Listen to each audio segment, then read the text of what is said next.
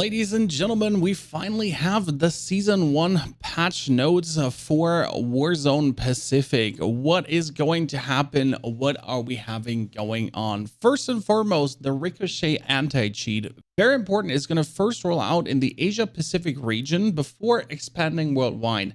I think since it's the smallest player base over there, they still want to test first what's going on, like PC players, can they cheat, can they not cheat? There's just the least console players in the Asia Pacific region, as my Asian friends like to say.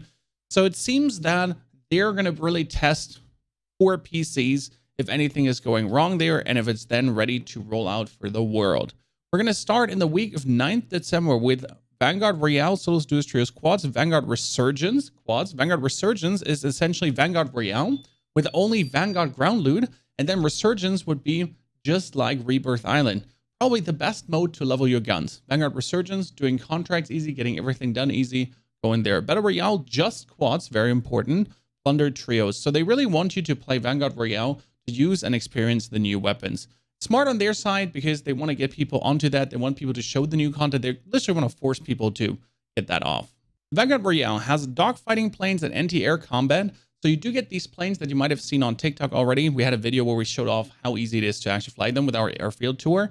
And they're actually really easy to control. I mean, you can still crash them. And the aiming is also relatively easy. So that's kind of a surprise. The basic idea is that you're getting only Vanguard weapons, operators, vehicles, kill streaks. So everything Vanguard related is on the ground, is on the weapons, so that you can also optimally level the weapons there. New environmental hazards. Bombing runs will occur throughout each game at random at any given time. I noticed that just suddenly it was a blaring, and then an airstrike just happened. I was like, oh, okay, cool, thank you. In addition to the above, a number of changes should be expected, including but not limited to larger initial circle. The radii and times for circle collapses have been rebalanced. The new public event structure is as follows. Circle 1, weapon crates or cash drop. Circle 2, loadout drop. Circle 3, fire sale. Circle 4, weapon crates or cash drop, resurgence or jailbreak or loadout drop.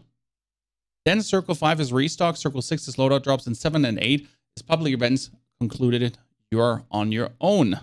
So you have all of this will happen in Vanguard Royale, not on the normal Battle Royale. Keep that in mind.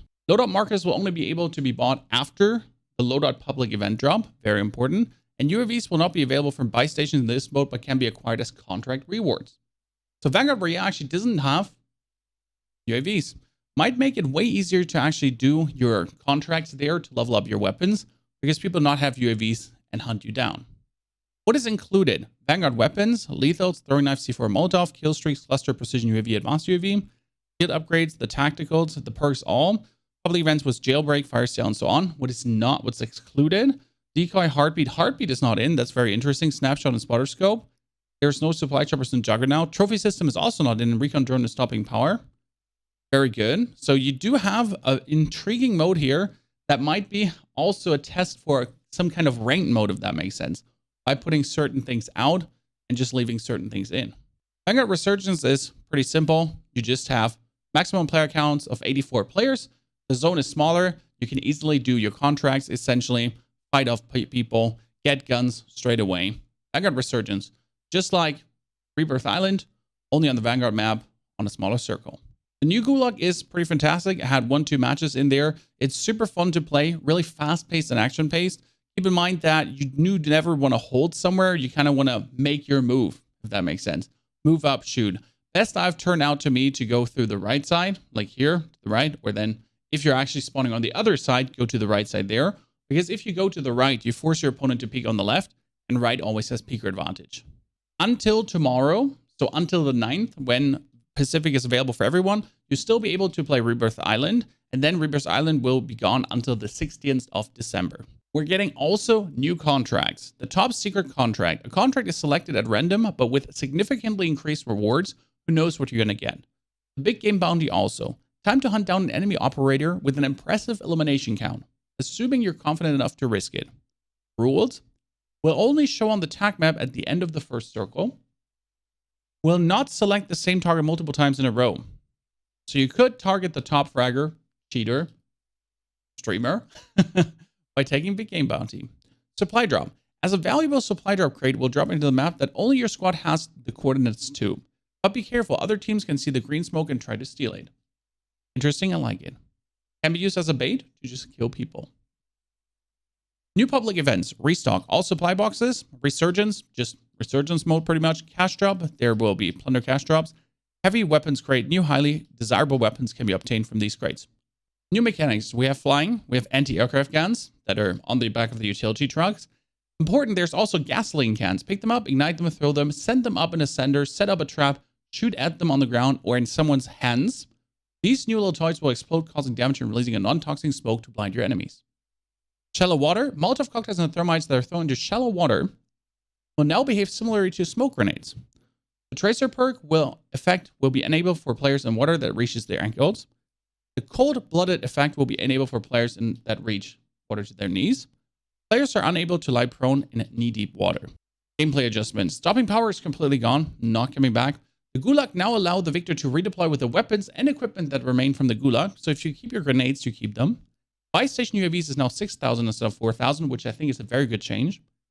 And loadout markers can only be bought after the first free drop loadout event, which is great. That is only for Vanguard Royale and Battle Royale, obviously. They also have Dead Silence only refresh after the first kill, not more than that. That's actually okay, but just remove Dead Silence completely. Melee and non-melee weapons will now require at least 3 hits to achieve a melee finisher damage, and that's important. Claymore gets buffed to 200 damage, that's brutal. Frag grenades also gets the damage increase.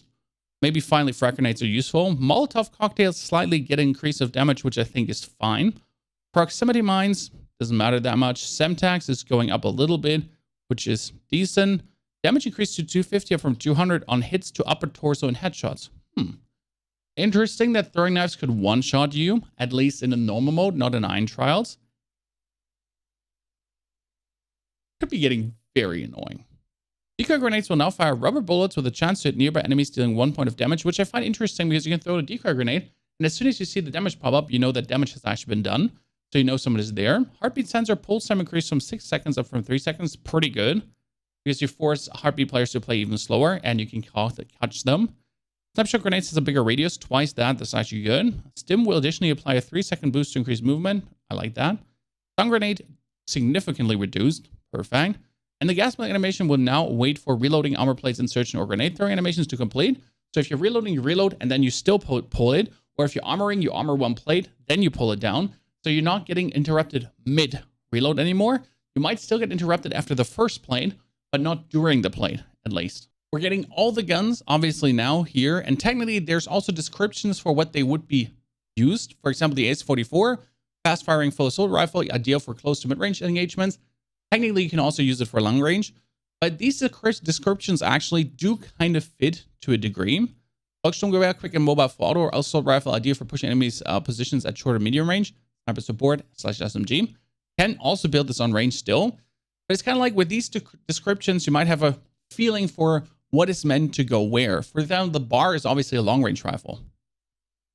Zero recoil, long-range beamer. Please be aware that a balance update will be released shortly after launch that will include considerable changes across weapons from all 3 chapters. More information about this update will be made available via our social channels and Trello board. That's very important. I think weapon adjustment, that we get a more balance, because during the live event that we all played, the balance wasn't perfect, so they definitely need to work on that. Ballistic knife has now less damage. Battle axe, cane, Kali sticks, mace. I like that. Just make the damage less. Sometimes it's really annoying, especially the lunge was really brutal, and then the controller lunge on top of that, even more brutal. So nerfing that, very good and very important. All in all, I have to say, it seems like Raven Software finally knows what they're doing. I mean, they are on the steering board for quite a while now. Last time when Cold War came, obviously Raven Software was new to this. Now Raven Software has been doing this for a while, and they're doing good. So I'm quite excited to see how well the weapon balances are. So far, I'm not really interested in what is OP, what's not OP. I just want to make the guns work and have fun with gun building. I don't care if the snake shots are back, or if the one gun is a super laser or not. I just want to have fun with guns. Play guns, enjoy myself. Try out the bar again. The bar is brutal. What a beautiful laser beam and other shenanigans. Today we're going to start the stream 4 p.m. CET. We're going to build guns in Vanguard because I tried already early access event the guns in Warzone Pacific, and they were definitely able to be easily built as laser beams. So Vanguard gun building for 2 hours, then Warzone Pacific for 4 hours and more. Very excited, looking forward to it. Don't forget to tune in, Twitch TV Ponyhof. Subscribe here if you would like to find your back for more. And as always, see you in the next video.